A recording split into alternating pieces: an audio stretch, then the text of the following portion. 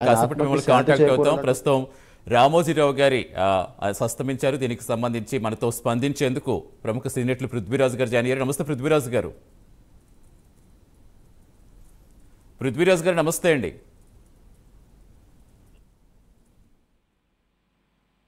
నమస్తే నమస్తే సార్. ఈ వార్త చాలా విచారకరం, చాలా విషాదకరం.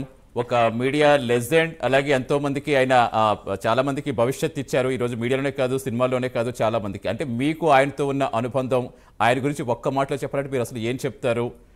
మీతో ఆయనకున్న అనుబంధం గురించి చెప్పండి. రామోజీరావు గారితో అనుబంధం అంటే వారి అనుబంధం లేకుండా, వారి ఆశీర్వాదం లేకుండా ఈ రోజున ఇండస్ట్రీలో ఇంతమంది టెక్నీషియన్లు, ఇంతమంది డైరెక్టర్లు, ఇంతమంది హీరోలు, మేము అందరం రామోజీరావు గారి చల్లని దీవెనలతోటి వచ్చి మేము నిలబడ్డాం. మరి వారితో అనుబంధం అంటే ఈనాడు నిర్మించినటువంటి భాగవతం సీరియల్లో దగ్గర దగ్గర 8 ఏళ్ళు పనిచేసే అవకాశం నాకు కలిగిందండి. చాలా మంచి మనిషి, అక్షరానికి ఒక ఆయుధం లాగా. అలాగే జర్నలిజం స్కూలు, అలాగే ఎన్నో సంస్థలు, ఎంతో మందికి ఉపాధి అవకాశాలు, ఎంతో మందిని ఆదుకున్న మహానుభావుడు ఈ రోజు లేరు అని అంటే నిజంగా అత్యంత బాధాకరమైన రోజు. మేమందరం నిలబడ్డ కారణం ఒక రామోజీరావు గారి ఈటీవీ వల్లే అది సాధ్యమైందండి. సరే, అంటే మీరు ఆల్రెడీ 8 సంవత్సరాలు ఆయనతో కలిసి వర్క్ చేస్తామని చెప్తున్నారు. అంటే ఆయన్ని కలిసిన సందర్భాల్లో, ఆయనతో ఎక్కువగా అంటే మీరు మాట్లాడిన సందర్భాల్లో మిమ్మల్ని బాగా ప్రేరేపించి ఉత్తేజపరిచిన సందర్భాలు ఏంటి సార్?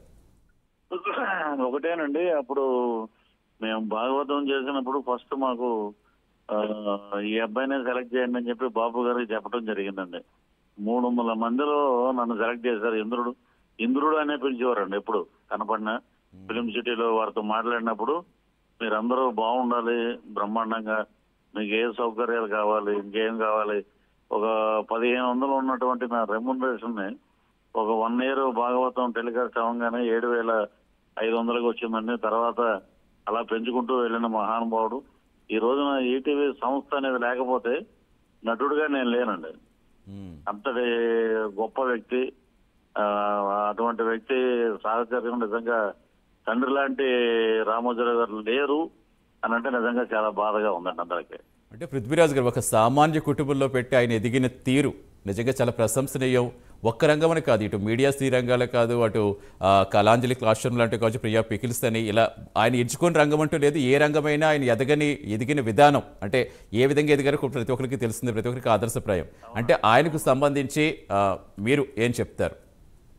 రామోజీరావు గారు లాంటి వ్యక్తి మనకి అరుదుగా ఉంటుంది. భారతదేశం కదండి, ప్రపంచ దేశాలు మొత్తం గర్వించే స్థాయిలో ఒక సామాన్యుడు, అద్భుతమైన ఆయన మేధా శక్తితోటి, మరి ఒక పక్క ఈనాడు గ్రూప్ ఆఫ్ సంస్థలు కానీ, అలాగే రామోజీ ఫిలిం సిటీ అండి, ఇది ఏషియాలోనే ఒక అద్భుతమైన ఒక మనకి ఉన్నటువంటి అద్భుతమైన ఒక ఫిలిం సిటీ. ఇక్కడికి వచ్చే అన్ని స్టేట్ల నుంచి వచ్చేవాళ్ళు చాలా అసలు బ్రహ్మాండంగా ఉంది. క్రియేటర్ రామోజీరావు గారు అని చెప్పడం, నిజంగా బస్సుల్లో వాళ్ళు చాలా మంది వచ్చినప్పుడు విజిటర్స్ కి వారు ఎక్స్ప్లెయిన్ చేసి చెప్పడం, రామోజీరావు గారు ఫిలిం సిటీ ఒక తెలుగు వాళ్ళందరూ, 2 రాష్ట్రాల్లో ఉన్న తెలుగు వాళ్ళందరూ, భారతదేశంలో ఉన్న తెలుగు వాళ్ళందరూ గర్వపడే రోజు అండి ఈ రోజు. గర్వపడే రోజు. ఎందుకంటే అంతటి మహానుభావుడు భౌతికంగా మన మధ్య లేడు, కానీ ఆయన చేసినటువంటి సేవలు వెలగట్టలేనివి, విలువైనవి. అటువంటి మహానుభావుడు ఆధ్వర్యంలో మేమందరం పాలు పంచుకోవడం నిజంగా మా అదృష్టంగా భావిస్తాం సార్. ఖచ్చితంగా పృథ్వీరాజ్ గారు, ఎందుకంటే ప్రపంచం ఎన్నాళ్ళు ఉంటుందో అన్ని రోజులు కూడా కొంతమంది మాత్రం బ్రతికే ఉంటారు. అలాంటి వ్యక్తుల్లో రామోజీరావు గారు ఉంటారు, ఎటువంటి అతిశయోక్తి లేదు. Thank you so much Prithviraj గారు మాతో పాటు జాయిన్ అయినందుకు. Thank you.